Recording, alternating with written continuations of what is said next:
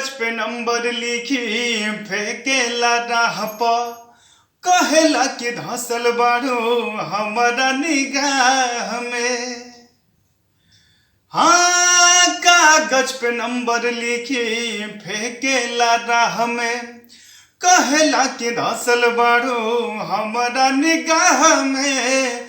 सभे आवारा के कहेला सुन सुन जीवा मोरहा हरेला है सावरा कहे साखी फेरा में हमरा रहेला हौ सावरा कहे साखी डारी में हमरा रहेला।